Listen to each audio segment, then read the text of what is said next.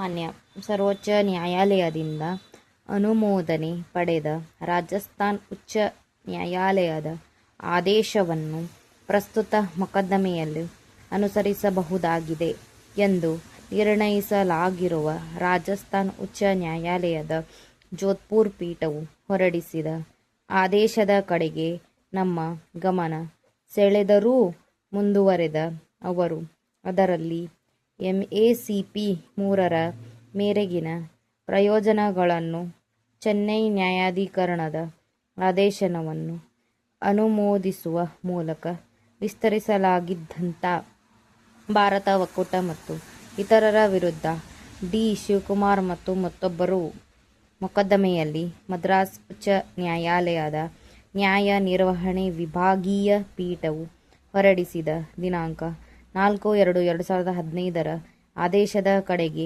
ನಮ್ಮ ಗಮನ ಸೆಳೆದಿದ್ದಾರೆ.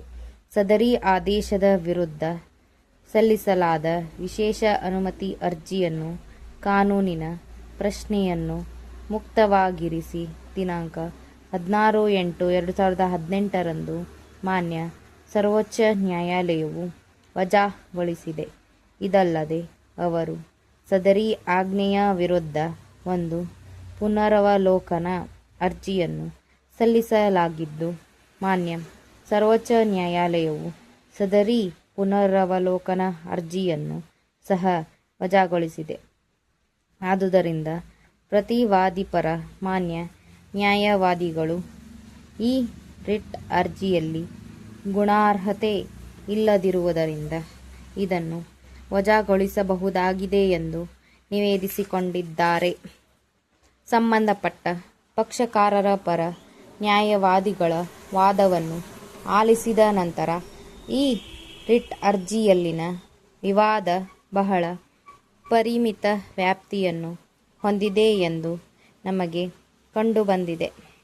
ಅಂಚೆ ಸಹಾಯಕರಾಗಿ ಪತ್ರಾರ್ಜಿದಾರರ ನೇಮಕವನ್ನು ಮುಂಬಡ್ತಿ ಪ್ರಕರಣ ಎಂದು ಅರ್ಥೈಸಿದರೆ ಆ ಪತ್ರಾರ್ಜಿದಾರರು MACP 3ರ ಅಡಿಯಲ್ಲಿ ಪ್ರಯೋಜನಗಳಿಗೆ ಹಕ್ಕುಳ್ಳವರಾಗಿರುವುದಿಲ್ಲ ಎಂದು ಅರ್ಜಿದಾರರ ಪರ ನ್ಯಾಯವಾದಿಗಳು ಪ್ರತಿವಾದಿಸಿದರೆ ಪತ್ರಾರ್ಜಿದಾರರ ಪರ ವಾದಿಗಳು ಸದರಿ ನೇಮಕವು ನೇರ ನೇಮಕಾತಿಯ ಸ್ವರೂಪದಾಗಿದೆ ಹೊರತು ಮುಂಬಡ್ತಿಯ ಸ್ವರೂಪದಲ್ಲಲ್ಲ.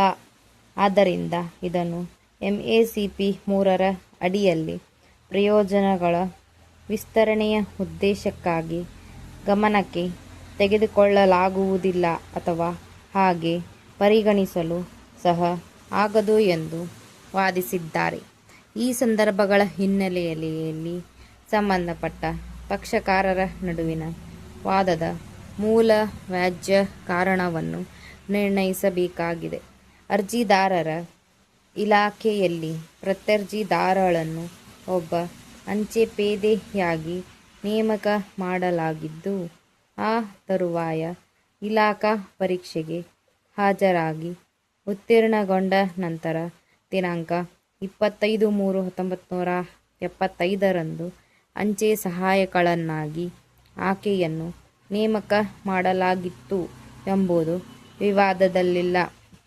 ಮಾನ್ಯ ಅರ್ಜಿದಾರರ ಪರ ನ್ಯಾಯವಾದಿಗಳು ನಿಯಮಗಳತ್ತ ನಮ್ಮ ಗಮನವನ್ನು ಸೆಳೆದಿದ್ದಾರೆ. ಸದರಿ ನಿಯಮಗಳ ಅಡಿಯಲ್ಲಿ ವಿಂಗಡಣೆ ಸಹಾಯಕ ಅಂಚೆ ಸಹಾಯಕ ಹುದ್ದೆಗೆ ಈ ಕೆಳಗಿನ ರೀತಿಯಲ್ಲಿ ನೇಮಕ ಮಾಡಲಾಗಿದೆ ಎಂಬುದು ಗಮನಿಸಲಾಗಿದೆ. ನಿಯಮಗಳಿಗೆ ಲಗತ್ತಿಸಿದ ಅನುಸೂಚಿಯಲ್ಲಿ ಇದನ್ನು ಸ್ಪಷ್ಟವಾಗಿ ಉಲ್ಲೇಖಿಸಲಾಗಿದೆ. ಇದನ್ನು ಓದಿದ ನಂತರ ಅಂಚೆ ಸಹಾಯಕ ಅಥವಾ ವಿಂಗಡಣಾ ಸಹಾಯಕ ಅಥವಾ ಯಾವುದೇ ಇತರ ಸಾಮಾನ್ಯ ಹುದ್ದೆಯನ್ನು 2 ಮೂಲಗಳಿಂದ ಅಂದರೆ 50% ನೇರ ನೇಮಕಾತಿ ಮೂಲಕ ಹಾಗೂ 50% ಇಲಾಖಾ ಪರೀಕ್ಷೆಯ ಮೂಲಕ ಮುಂಬಡ್ತಿಯಿಂದ ಭರ್ತಿ ಮಾಡಲಾಗುತ್ತದೆ ಎಂಬುದು ಸ್ಪಷ್ಟವಾಗುತ್ತದೆ. ಹೀಗಾಗಿ ಸದರಿ ಹುದ್ದೆಗಳನ್ನು ಸಮಾನ ಪ್ರಮಾಣದಲ್ಲಿ ಅಂದರೆ ಪ್ರತಿಯೊಂದಕ್ಕೆ 50%ರಂತೆ 2 ವಿಧದಲ್ಲಿ ಹುದ್ದೆಗಳನ್ನು ಭರ್ತಿ ಮಾಡಲಾಗುತ್ತದೆ. ಪತ್ರಾರ್ಜಿದಾರರು ಇಲಾಖಾ ಪರೀಕ್ಷೆಗೆ ಹಾಜರಾದಾಗ ಆಗಲೇ ಆಕೆಯು ಇಲಾಖೆಯಲ್ಲಿ ಅಂಚೆ ಪೇದೆಯಾಗಿ ಕಾರ್ಯನಿರ್ವಹಿಸುತ್ತಿದ್ದು ಅಂಚೆ ಇಲಾಖೆಯ ಉದ್ಯೋಗಿಯಾಗಿ ಇಲಾಖಾ ಪರೀಕ್ಷೆಗೆ ಹಾಜರಾಗಲು ಅರ್ಹಳಿದ್ದಳು ಎಂಬುದನ್ನು ವಿವಾದದಲ್ಲಿಲ್ಲ. ಸದರಿ ಪರೀಕ್ಷೆಯಲ್ಲಿ ಅರ್ಹಳಾದ ನಂತರ ಅಂಚೆ ಸಹಾಯಕರಾಗಿ ಆಕೆಗೆ ಮುಂಬಡ್ತಿ ನೀಡಲಾಯಿತು. ಆದುದರಿಂದ ಅಂಚೆ ಸಹಾಯಕರಾಗಿ ಆಕೆಯ ನೇಮಕವು ಸ್ಪಷ್ಟವಾಗಿ ಮುಂಬಡ್ತಿ ಮಾರ್ಗವಾಗಿ ಆದದ್ದೇ ಹೊರತು ನೇರ ನೇಮಕಾತಿಯ ಮಾರ್ಗವಾಗಿ ಅಲ್ಲ. ನೇರ ನೇಮಕಾತಿ ಮೂಲಕ ಖಾಲಿ ಹುದ್ದೆಗಳ ಶೇಕಡ 50ರಷ್ಟು ನೇಮಕಾತಿಯನ್ನು ಇಲಾಖೆಯಲ್ಲಿಲ್ಲದ ಅಂದರೆ ಸದರಿ ಹುದ್ದೆಗಳಿಗೆ ಬಾಹ್ಯ ವ್ಯಕ್ತಿಗಳಾಗಿ ಅರ್ಜಿ ಸಲ್ಲಿಸುವಂತಹವರನ್ನು ಮಾತ್ರ ನೇರ ನೇಮಕಾತಿಯ ಮೂಲಕ ತುಂಬಲಾಗುತ್ತದೆ. ಇಲಾಖೆಯ ನೌಕರರಿಗೆ ಸಂಬಂಧಪಟ್ಟರಷ್ಟರ ಮಟ್ಟಿಗೆ ಇಲಾಖಾ ಪರೀಕ್ಷೆಯಲ್ಲಿ ಅರ್ಹರಾಗಿರುವ ಆಧಾರದ ಮೇಲೆ ಮುಂಬಡ್ತಿಯ ಮಾರ್ಗದ ಮೂಲಕ ಮಾತ್ರವೇ ಅವರನ್ನು ಸದರಿ ಹುದ್ದೆಗಳಿಗೆ ನೇಮಕ ಮಾಡಿಕೊಳ್ಳಬಹುದು. ಈ ಸಂದರ್ಭಗಳ ಹಿನ್ನೆಲೆಯಲ್ಲಿ ಅಂಚೆ ಸಹಾಯಕಿಯಾಗಿ ಪ್ರತ್ಯರ್ಜಿದಾರಳ ನೇಮಕವು ಮುಂಬಡ್ತಿಯ ಮಾರ್ಗವಾಗಿ ಆದದ್ದೇ ಹೊರತು ನೇರ ನೇಮಕಾತಿ ಮಾರ್ಗದಲ್ಲಿ ಅಲ್ಲ.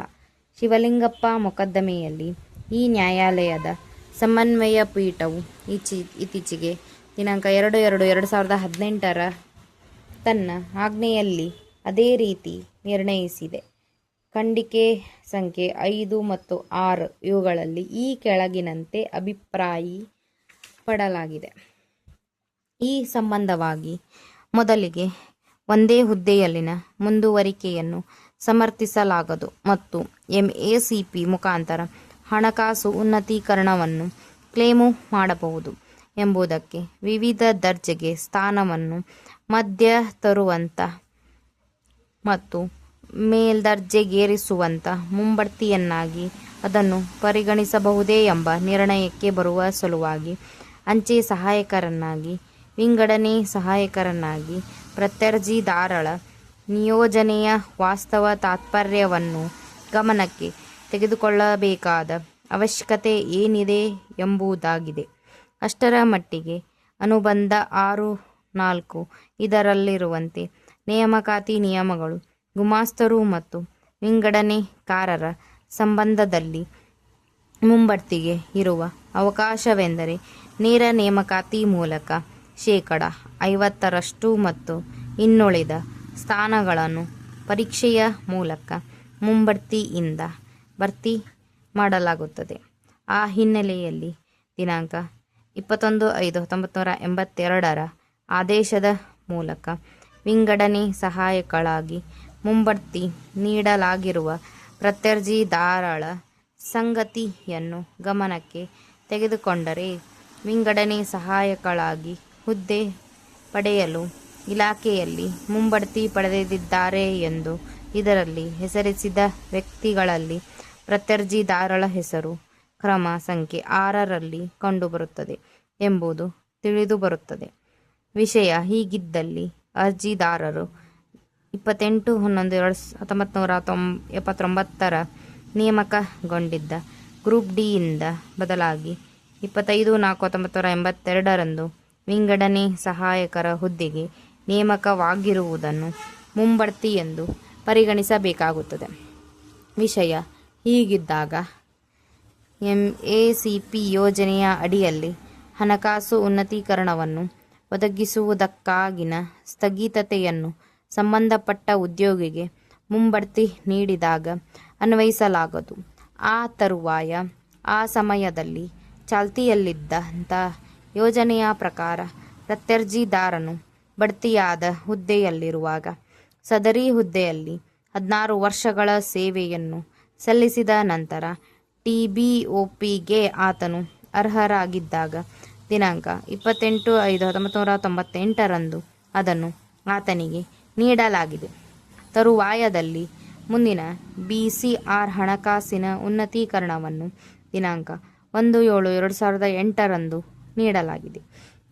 ಈ ವಿಷಯಗಳ ಕುರಿತಾಗಿ ಯಾವುದೇ ಗಂಭೀರವಾದ ವಿವಾದ ಇಲ್ಲದಿರುವಾಗ ಮತ್ತು ಪ್ರತ್ಯರ್ಜಿದಾರನಿಗೆ ಒಂದು ಮುಂಬಡ್ತಿಯನ್ನು ಮತ್ತು 2 ಹಣಕಾಸು ಉನ್ನತೀಕರಣಗಳನ್ನು ನೀಡಲಾಗಿದ್ದು, CAT ನಿರ್ದೇಶಿಸಿದ ರೀತಿಯಲ್ಲಿ MACP ನೀಡುವುದಕ್ಕಾಗಿ ಮತ್ತೆ ಪ್ರತ್ಯರ್ಜಿದಾರನ ಪ್ರಕರಣವನ್ನು ಪರಿಗಣಿಸುವ ಪ್ರಶ್ನೆ ಪ್ರಸ್ತುತ ಮೊಕದ್ದಮೆಯಲ್ಲಿ ಉದ್ಭವಿಸುವುದಿಲ್ಲ.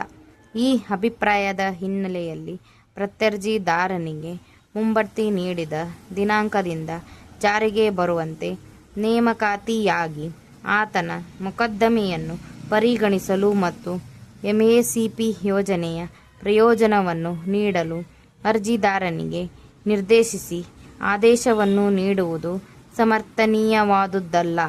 ತದನುಸಾರವಾಗಿ ಪ್ರಶ್ನಿತ ರಿಟ್ ಅರ್ಜಿಯ ಸಂಬಂಧ KA ರಲ್ಲಿನ 28/1/17 ಆದೇಶವನ್ನು ತಳ್ಳಿಹಾಕಲಾಗಿದೆ. ತದನುಸಾರವಾಗಿ ಅರ್ಜಿಯನ್ನು ವಿಲೇ ಮಾಡಲಾಗಿದೆ.